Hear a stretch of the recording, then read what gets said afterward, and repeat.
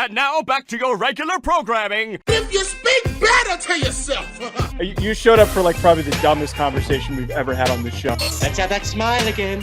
Tell me how that happens. Physically should not happen. Relax.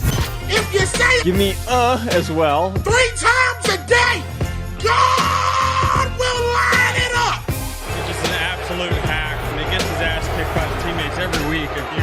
It's just terrible. Welcome back to Hack City. Joe DeLeone, Sean Anderson, recording from New Jersey, not in the normal setup. Today we're going to be talking about and sharing our betting picks for the Big 12 and how things are going to pan out in 2024. We're also going to be talking a little bit about the trip that we had this weekend. My thoughts on Rory McIlroy completely shitting the bed when I needed him to have a great performance. Sean, before we get to that, can you share a quick word with our friends over at BetOnline? I don't love you burying the lead, Joseph, but it is what it is. BetOnline's your number one source for all your summer sports this season. MLB, I've been doing some betting there. NBA, been doing plenty. Lost on the Knicks on Friday night. Yes, go Knicks. That's awesome. And then NHL playoffs are still going. NHL playoffs still going on. And then golf. Joe, you were playing. You had some action going on with the golf this weekend. Yeah, I did. I bet on Rory. News broke that he was getting a divorce from his wife. And you and I were talking about this when we were at one of the bars on Friday night. And, God forbid you think a guy is going through a divorce, he would show up a little motivated. There's a little bit of an expectation. There might be a little bit of a divorce bump, if you will, was my logic. And he played great the first day and completely shit the bed on Friday and has not recovered since. But where is he in the standings? I stopped checking. You have it pulled up? Yeah. Well, Rory at -7, that's got to be pretty good, right, Joe? Him 7 under right now on day 4. That's not bad, but I had him in a top 5 finish. That's better. Oh, you had it. Wait, you had him at top 5? Yeah, I had him at top 5. What about top 37? Yeah, no, I didn't bet top 37. Okay, damn. All right, well, he's tied for 37th right now. So, unfortunately, the Rory, and it's the first, I think this is the first time I've been around you while you were doing some golf betting. It was every shot you complained about. Every drive. Yeah, because he couldn't putt. He kept hitting it into the rough. He couldn't. His approach game was terrible. He kept misfiring on everything. He double bogeyed a couple times, or there was one time I recall when we were watching it. I don't understand. You should be going through the divorce. You should be thinking to yourself, hey, we're gonna be a little motivated. We're gonna be feeling pretty good about ourselves that we're bouncing back here. But no, he looks disheveled beyond repair. He looks like crap physically, and he's playing like it. Can you explain to me, because I'm out of my element right now because you're talking about these divorce bets. Briefly, though, BetOnline, where the game starts. Do your gambling there. The divorce bet, is that kind of like a coach just got fired bet? Like where you immediately bet on the team because the coach is gone? And you think that they're going to bounce back? No, I think it's just a different, it's just a different vibe. It just... your buddy, you've got to think about it like your buddy's recently single. They're either going to come out swinging where they're excited to be single, or they're going to be showing up, haven't shaved in multiple days and not very well put together. That's the vibe I get from Rory. I don't think that this is something that requires much analysis here. This has been one of the nuttiest tournaments that we've seen this year. Scheffler gets arrested. The course is soft. So much drama, Rory divorce, all the stuff with PGA and Liv, and you can't get off this man's back for going 7 under he's 7 under right now on day 4. He's supposed to be better. To be better. You know what? I think people have been saying Rory's supposed to be better for a while. Keep on betting on him. I will not. Speaking of betting, Sean, we did our ACC futures picks last Sunday. We will get back to finishing up our position rankings, but we've got some interviews that are going to kind of interject on our midweek shows that are going to probably shift their schedule a little bit. Going to start talking to some beat reporters on how they think that each team is going to do, some of the top teams in college football. So stay tuned for that. By the way, quick thank you to Tom Wistershell. How do you pronounce this? Just thank you to Tom for coming on at Big Sky Commish on Twitter. He was a great sport with our antics. Gave a very good interview, and you can see clips of that interview at Hack City Pod on Twitter. Go check that interview out because he's a commissioner that doesn't say commissioner things, and he's just talking ball like you would hope somebody in a leadership position would talk ball. So we did appreciate that conversation and Tom taking time. Yes, thank you again, Tom. That was probably one of the best conversations that we've had on the show. So big thank you to him for taking the time to hop on with us. Also, a reminder, hit the subscribe button, hit the like button, drop a comment. Let us know who you're picking to win the Big 12, your bets that you're putting in ahead of the 2024 college football season. So I'm going to do a quick read through here of what the current odds are for some of the top teams. Utah at plus 325, Kansas State at plus 350, Kansas at plus 600, Arizona at plus 800, Texas Tech at plus 900, Oklahoma State at plus 1,000, Iowa State at plus 1,100, and then UCF at plus 1,200. Some other notables in there as well. Colorado is plus 3,300. Houston is plus 10,000 if anyone was crazy enough to do that. And then the lowest odds, which is kind of interesting that they're coming in at the lowest because BYU is always pretty competitive, but they're at plus 12,500. If there's just like a random team that's suddenly good, it's always BYU. Sean, my pick, though, and as we did this last show, we gave one that we think is the most likely, that's got good value, and then we gave a long shot that if you wanted to sprinkle a couple dollars on, just in case it happened, take the shot, if you will. My bet that I think is the best value to come through, instead of going with Utah or Kansas State, I think that either one of those two teams ends up winning it. But I love the value of Oklahoma State at plus 1,000. I think of all of the returning production. I believe they're one of the best teams for returning production. Their defense is still a little bit of a question mark, but I think that if Ollie Gordon is fully healthy this upcoming year, is fully available and takes this huge step forward from what he did in 2023, which is an unbelievable dominant season, Doak Walker season, and he can get into that Heisman convo, Ollie Gordon's good enough to take over. In the Big 12, we know that there aren't necessarily a ton of teams that have the bodies on the offensive and defensive lines, particularly the defensive lines, to slow him down. So I really think that if Ollie Gordon takes a step forward, the production goes up, that Oklahoma State will be one of the top three teams this year, and they could be in striking distance of winning the conference like they were close enough to do last year. And if it wasn't for Texas, maybe they would have won it. Oklahoma State's a good bet, Joe. I always like, if you're placing a future, putting your money on an established coach, Gundy. If they've got a good running game, love that. Hopefully your running game stands up. That means you're trusting the offensive line. Maybe your passing game is okay. And then, Joe, is Spencer Sanders still there? I'm not sure. Is he still in college football? No, you knew the answer to that question. Gotcha. I didn't know. I know he was just a... Boy, they still have Alan Bowman, though, who's also 40 years old. Yeah, I like the Oklahoma State play. I like a different play a little bit more, though. And it's maybe because of an ease of schedule. I'm seeing one team that might really give them some bump. That's Arizona at plus 800.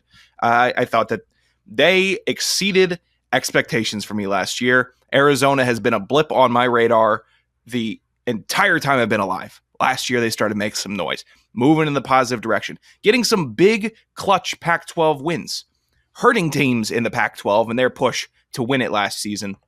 Arizona, I think the biggest big dog that they have to face this season is going to be Utah, and that's in September. They could rattle off the last 8 in their schedule.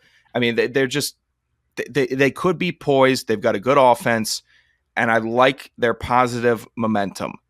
I don't think that any of the new it's not an incumbent. It would just be a newcomer, a new team on the candidate or returning to the Big 12. Your Colorado, your Utah. I don't think they're taking it. And maybe I'll put some action on them in some games, but I like a established, let's get it going, Arizona welcome party.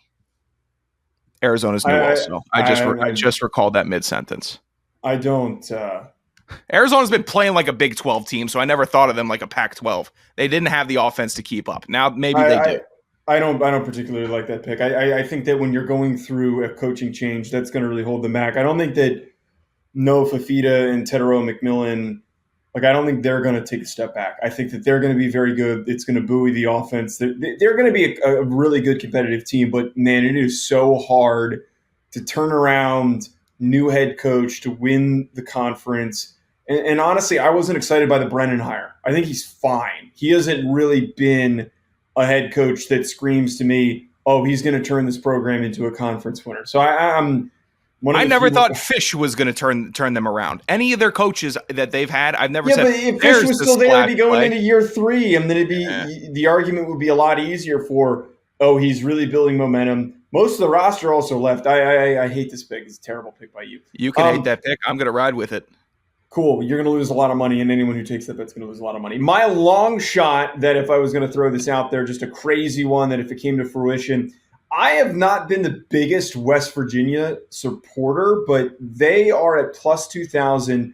They outperformed a lot of people's expectations last year. And for Big 12 quarterbacks, Garrett Green is a quality player. Not an elite one, not going to be in the top 10 quarterbacks returning for CFB this upcoming year, but he put up some nice plays. He's got some traits. I think that if there's just a random team that is hard-nosed defensively, moves the ball, has some splash plays, upsets a couple of teams, I would go with West Virginia as that team. West Virginia, Dellinger's piece was last year. It was all about Neil Brown being on the hot seat. Like, he was on the hottest seat entering the year. And then they strung off some crazy wins in the last couple months. He keeps his job. Mm-hmm. And it looks like, wow, West Virginia has a program ignited again.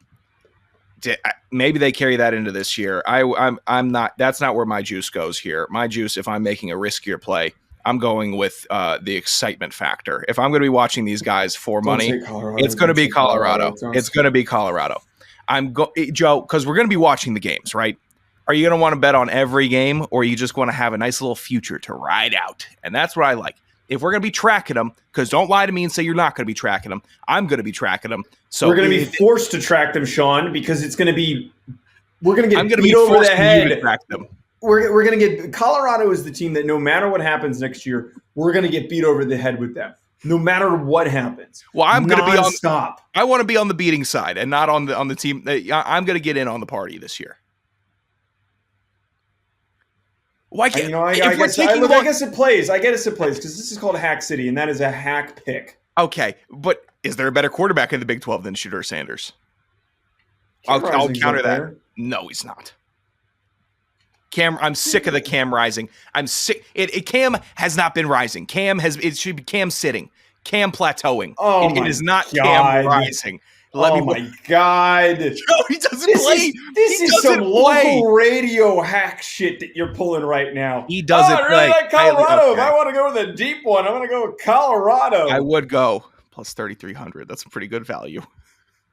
You sound like that one guy at the bar who's like, hasn't been paying attention. Thank you. It's just like, that's what I hope the Colorado, show sounds man. like. Why wouldn't I pick him? You go, well, there's a lot of locker room drama. And their offensive defensive lines are still not really super settled, and we don't know what it's going to look like. No, man, you just love placing bad bets, man. Is that what this is? Is that what this segment's turning into? You know what? You don't know the fun of placing a bad bet. Why would you bet on golf if you weren't aware that you're placing a bad bet? Placing a bet. I placed a good bet. That's good goddamn logic. That's good goddamn logic. It's more fun to yell at Rory. You have to accept the fact it's more fun to yell at Rory than it is to be happy with Rory. And you like yelling. So that's why you took that bad bet. I do like yelling. There's going to be a lot of yelling happening July 16th when the new college football video game comes out, Sean. Oh, yeah. Jesus. What?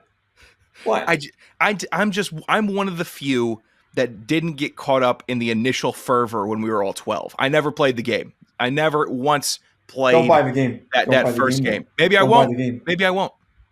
Don't come in my room and ask like, "Hey man, let's play a game." Don't do that. Well, I would love. I'm gonna get it because nothing would make me happier than beating you in this game because I've never played it. You won't. You're not ready to face when I'm gonna run at you. Back on track with talking about this though.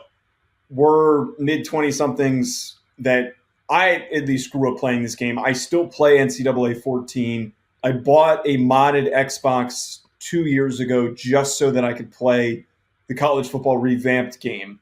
That was a modded version of NCAA 14 that had modern uniforms and all that stuff. Sure. So I'm a part of the crowd that is extremely excited. On Friday, they dropped a trailer that really put into perspective on how the game is going to look and how it's going to feel. There was a noticeable and tangible attention to detail on the quality of the game. There was clearly an attention to detail on the various aspects of traditions and how these fan bases operate. Just a lot of really, really close knit. And the cool part too, they threw in teams like Wyoming and App State and Army and all the teams that are going to be gone. Yeah, that's great. Yes, all the teams that are going to be gone. I love the hypocrisy. Coaching Twitter was having a little bit of a party, a moment, reacting to the fact that there was a certain motion pitch play that was put into the game, which that's got me juiced up that there's that much of an attention to detail. They also announced the game modes: Dynasty mode, Road to Glory, which is the career mode. There's Ultimate Team. There's a new Road to the Playoff type of an online feature that's going to be pretty fun, it seems like. Sean, before I kind of give my excitements, the things that I'm excited for, just general takeaways from this past weekend, what was there anything that caught your eye as maybe more of a casual in this sphere? I saw people complaining that the hills in the backgrounds for some stadiums weren't their hills. So the attention to detail from college football fans continues to be the nitpickiest. Unbelievable. Get over yourself. You're 40. Shut up.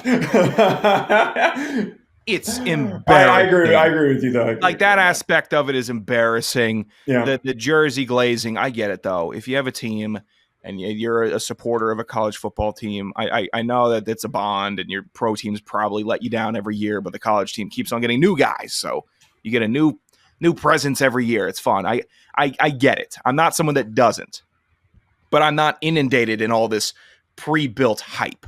I thought it looked good. If it plays well, that's all that matters to me. Yeah. Because I just like a game that plays well. I love franchise modes. I haven't bought Madden in the last 4 years, maybe 5 years, because if I get into a franchise, if I really get into it, and I did it last year with MLB, where I was like, all I could think about was getting back into my franchise.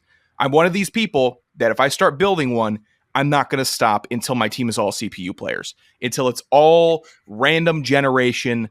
I will get invested, but I'm trying to be a little more mature lately, and maybe I'll save off until this game, rip it for the first time, and see what the hype is about. I think I kind of have to if we're going to talk college football. It seems like some due diligence. You need to get it. We're doing an online dynasty. You didn't like playing me when I was using 12 personnel marching down the field. What do you think is going to happen if I start? No.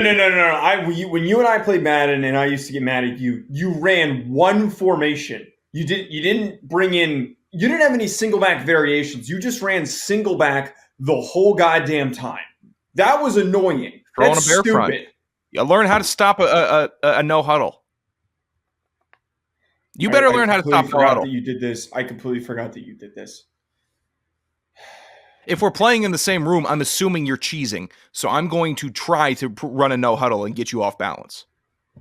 I mean, my run pass mix was just absolutely filthy. Had you in a blender every time. Running on 3rd and 6, getting an 18-yard. Oh, so just you're plays. You're one of the worst people to play. I completely forgot how much I hate playing you in sports games because you cheese nonstop. And my pitch mix in MLB is filthy. Like, I'm just on a different level when I'm thinking about it. I'm getting fired up. Besides this point, the Dynasty mode, all I need from it for me to feel satisfied is for them not to overthink the recruiting aspect of this. Yeah. I know that there are some complications with transfer portal and NIL that people are going to be clamoring for, but the evaluation process of finding the right recruits, I think, was so natural and easy, but also required a lot of effort to be good at it, because you needed to level up your coach in order to be able to find better players to an extent, which makes perfect sense. The most recent Madden completely effed up the draft process because it was unsortable to sort athletic traits. Like, that to me is the most important thing. Like, I want to be able to quickly find, okay, this guy runs a 4-3, and I want to prioritize recruiting fast receivers. I don't want big receivers. I don't want possession guys. I just want guys that are quick. Same thing with running backs. I don't want that to get disrupted. If I have to dig to find somebody's athleticism, I'm going to be so goddamn mad. Are you an Ultimate Team guy? No, I liked it in I try to MLB get way into more it. than football because football, it's different. This is what football companies forget. It's that the intrigue is because they're all wearing helmets. Everyone's wearing helmets. You can't. If you have a Brian Urlacher or a Ray Lewis card that you just dropped in the that you just packed, as a kid streamer would say, and you want to go play him at the mic, you basically got the same player. Whoa, wait, baseball, no. I don't. The swings are crazy. They tweak. It's different. You're not that deep into Ultimate Team because it's knowing how to cheese getting a guy. I think one of the most messed up things are the people who are so detail oriented and knowing, okay, if I get this one linebacker who's taller than everybody else, no one's going to be able to throw over the middle. They even put a card in the game. What was the name of that one receiver who played for the Eagles very long time ago? And he was like 6'7". They made a card where he was an out of position middle linebacker. And it's like a known thing in Madden. If you play somebody with this card, you're not going to be able to throw over the middle. There's compilations on Hank Basket. Was he tall? I don't know. Hold on. It's not right. It's not who you just said. He was 6'7". I'm this is going to kill me who it is. I'm going to check later. But like I would get compilations on TikTok. Shaquan Davis. No. Johnny Wilson. He's on the Eagles now. Just look up tallest receivers. Harold Carmichael. He was 6'8". Harold Carmichael. I would get compilations of just him picking people off over the middle. But this is why I want everything to be sortable, and I want it to be easily sortable because there's going to be so many recruits. I would rather take a 3-star if I can find a 6'5" 3-star middle linebacker and has good speed, but his traits are terrible. I'm signing that kid. I'm absolutely signing that kid. Joe, I want to create the athletic freak team. That's what I want. Can you explain to me all this? Because I maybe they're pulling this from 2K. With the create a player stuff, the manage weekly schedule, GPA, your image, you earn coach trust. Can you explain any of this to me and why it's important in just an 11-11 football video game? For the career mode, I'm really hoping that there is no stupid storyline. Road to Glory was really fun when it was just, hey, I'm going to play. You can do practice mode, you play the game, then you move on. EA has notoriously been horrible at trying to create their own version of 2K, and it doesn't work for football. The coach trust thing is important because it's like a way of, you start out as a third stringer, you work your way up to a starter, and then when you're a starter, you can increase and get some abilities where you can call the plays, you can call audibles at the line of scrimmage. And like that makes sense. That's kind of cool where a freshman's not going to have that ability. When you play Madden, you immediately have the ability to call plays, and that was something that always bugged me. Here's the only thing, though, and that note that I wrote down in our notes. The fact that there is this weekly schedule and GPA thing. I spent 4 years at Rhode Island spending too much goddamn time managing my weekly schedule and managing my GPA. I had the highest GPA on the team. I don't care. I'm going to pat myself on the back because I spent too much time focusing on that. I don't want to do this in the goddamn video game. If I have to allot time to studying in order to get on the field, what? This better not be an overwhelming part of this. I don't have the patience for something like that. What was your GPA that you ended up with? 4.7 or 3.7. Sorry, 3.7. I wouldn't brag about a 3.7. Well, it's a little telling of the commitment to academics of our football team that I had the highest GPA out of everybody with a 3.7. Why are you bragging about a 3.7 4 years later? What was yours? You had a 3.0. 3.3. Yeah, don't talk to me about the. I was also. I don't brag about it. I don't brag about having a 3.3. Writer in college for 2 years, and I prioritized that over class. God. Okay. I didn't. You were a freelance glazer. That's what you were, and a capper and a yapper. You stink. 3.7. Sean, I saw you this weekend though, so I alluded to that at the beginning. We were looking at apartments in New Jersey. That was an experience.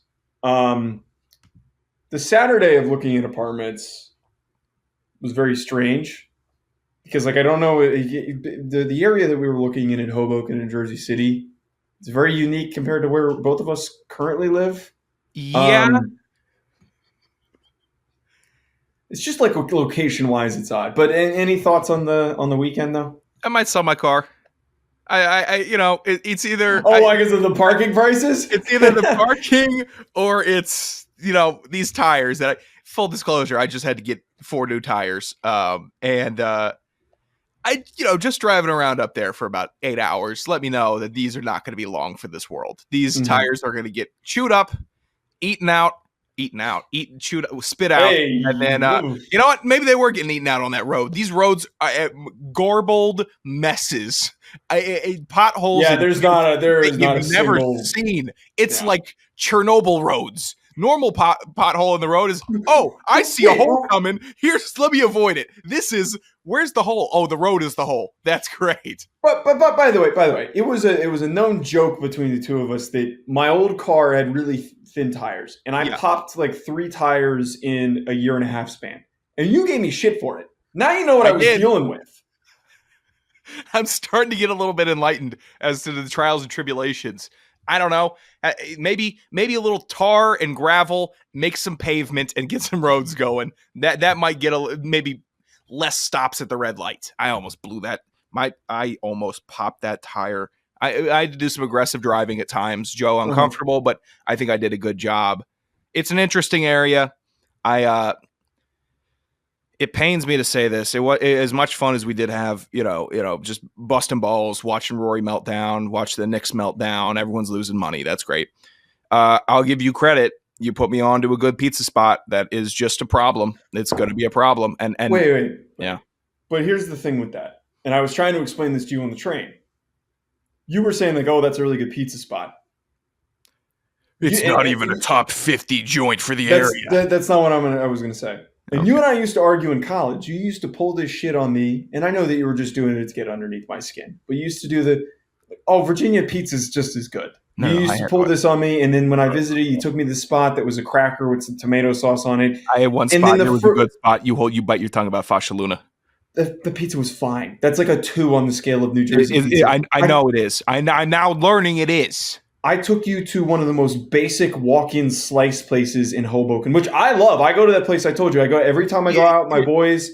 I make 3 trips to it in between each bar. I make a single trip in between each bar. You tread lightly about talking about this place. I appreciate you talking about you going back to it throughout the night. But I mean, your eyes are as big as the dinner plates when you saw the pizza coming out. So don't be like Sean was shell shocked. I think Joe was happy to see. I was excited. Yeah, I absolutely was. It's great pizza. Yeah, you got to get your steps in, otherwise you're going to get really fat. Steps in. Give me a break. What else? It's a pretty interesting area. I mean, me nailing the train, that was a win. That first time really getting back. And then Joe had a ticket freeze in front of your boys. That was a big win for the kid. One of my boys, one of my friends was on the train with us. And it's not a hard app to operate. So congratulations, you figured out how to use it. It just didn't want to cooperate with me. Oh, okay. It didn't want to cooperate with me. So let's settle that down. Those of us that had to buy 1 ticket, let's raise our hands. And then those of us that had to buy 2, let's please raise our hands. Okay. Let's not act like you're some sort of savant. God forbid at the end of the night that I had a little bit of trouble. I didn't have a cover. I had more trouble than you on the train anyways. I had 5. I was sitting in a full booth. Total strangers. Hey, that was nerve-wracking. I thought I was going to get done a better job spreading out, so you didn't have to do that. I don't know why I took the inside track there. That was rough. Thank you to your dad for opening up his home and letting me sleep on that uber comfortable twin bed. You guys really broke out all the stuff. Saying that to me on the show like he's going to tune in. What do you? Also, tell your dad I said happy birthday. Oh, okay, I can do. Any closing thoughts before I wrap us up here? Not particularly. I mean, I don't know. What closing thoughts you want about Jersey? I complimented the pizza. It's a fun downtown area. I'm excited to explore it. It's the first time in a while I've had that kind of. It's just like, oh, it's got a glow to it because it's new. I think I'm not jaded to it yet. Arlington used to be new to me. It used to have a glow to it, and now it's oh my god. Well, you want to go out there? That's going to be the big attraction to moving to that area because I don't know exactly where your there's just so much more in walking distance to go do compared to any of the me living in LA, you living in Arlington. There's just way more, and then it's easy to get on a train. You're really closed off there. I mean, you could barely walk to a beach from your place, and 30 bars and restaurants right on the beach. There are not. There's 2 bars, and none of them have TVs that are in walking distance of my apartment. There's one good bar to go to that has TVs. So whatever. I'm excited. We'll see what happens if we actually end up making this move. Something doesn't get in the way. Yeah, that's all I got. At Joe DeLeone at Sanderson Radio. Folks, thanks for tuning in. We will be back later on in the week with another interview. So make sure you hit the subscribe button so you don't miss out. Leave us a 5-star review if you're tuning in on audio. We'll talk to you folks later.